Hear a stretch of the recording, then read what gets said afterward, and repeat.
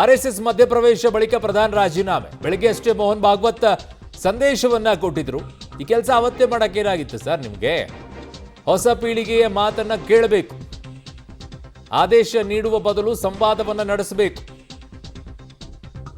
ಸಂವಾದದಿಂದ ಅಷ್ಟೇ ಪರಿಹಾರ ಅಂದಿದ್ರು ಮೋಹನ್ ಭಾಗವತ್ ಅವರು. ಈ ಕೆಲಸ 48 ದಿನ ಬೇಕಾಯ್ತಾ ನಿಮಗೆ ಹೇಳಕ್ಕೆ?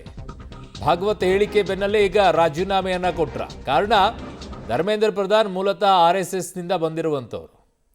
ಒಡಿಶಾದಲ್ಲಿ ಇವತ್ತೇನಾದರೂ ಗೆಲುವನ್ನು ಸಾಧಿಸಿದೆ ಬಿಜೆಪಿ ಅನ್ನೋದಾದರೆ ಅದಕ್ಕೆ ಪಾತ್ರ ಧರ್ಮೇಂದ್ರ ಪ್ರಧಾನ್ ಅವರದ್ದಿದೆ, ಅದನ್ನೇ ಅಲ್ಲಗಳೆಯೋಂಗಿಲ್ಲ.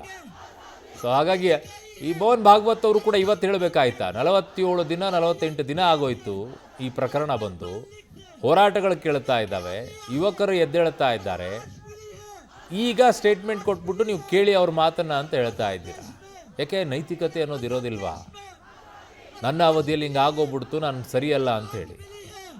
ಬಟ್ ಇನ್ನೊಂದು ವಾದ ಅದರಲ್ಲಿ ಬರುತ್ತೆ, ಅವ್ರು ರಾಜೀನಾಮೆ ಕೊಡಿಸ್ಬಿಟ್ರಿ ಕರೆಕ್ಟು, ಆದರೆ ವ್ಯಕ್ತಿಗೆ ಒಂದು ಅವಕಾಶ ಕೊಡಬೇಕಾಗಿತ್ತು. ಆ ಲೂಪ್ ಹೋಲ್ಗಳು ಏನು ಅನ್ನೋದು ಆ ವ್ಯಕ್ತಿಗೆ ಮಾತ್ರ ಗೊತ್ತಾಗ್ತಾ ಇತ್ತು. ಆ ಇಲಾಖೆಯಲ್ಲಿ ಕ್ವಶನ್ ಪೇಪರ್ ಲೀಕ್ ಆಗಿದೆ ಅನ್ನೋದು ಆ ವ್ಯಕ್ತಿ ಮಾತ್ರ ಅದನ್ನು ಸುಧಾರಣೆ ಮಾಡೋಕ್ಕಾಗತ್ತೆ. ಆ ವ್ಯಕ್ತಿ ಮಾತ್ರ ಅದು ಮತ್ತೊಂದು ಬಾರಿ ಆಗದೇ ಇರುತ್ತಿಲ್ಲ ನೋಡ್ಕೊಳ್ಳೋಕ್ಕಾಗತ್ತೆ. ಆ ವ್ಯಕ್ತಿಯಿಂದ ಮಾತ್ರ ಸಾಧ್ಯ ಆಗುತ್ತೆ. ಕಾರಣ ಅವನಿಗೆ ಪ್ರತಿಯೊಂದು ಲೂಪ್ ಹೋಲ್ಗಳು ತಿಳಿದೋಗಿರುತ್ತೆ. ಅದರಲ್ಲಿ ಮತ್ತೆ ಹೊಸಬನ್ನು ತರ್ತೀರಾ, ಅವನದನ್ನು ಅರ್ಥ ಮಾಡ್ಕೊಳ್ಳೋ ಅಷ್ಟೊತ್ತಿಗೆ ಮುಗಿದೋಗ್ಬಿಡುತ್ತೆ. ಹೇಗೆ ಸಿಸ್ಟಮ್ ಬದಲಾವಣೆ ಆಗುತ್ತೆ ಅನ್ನೋದು ಇನ್ನೊಂದು ವಾದ ಬರುತ್ತೆ. ನಮ್ಮಲ್ಲಿ ಹೇಗೆ ಅಂತಂದರೆ ಓ ಅಂತ ಹೋಗ್ತಾ ಇದ್ರೆ ಹೋಗ್ತಾ ಇರಬೇಕು ಅಷ್ಟೇ. ಒಂದು ಕುರಿ ಮ್ಯಾ ಅಂತಂದರೆ ಇನ್ನೊಂದು ಮ್ಯಾ ಅಂದ್ಕೊಂಡೇ ಹೋಗೋದು.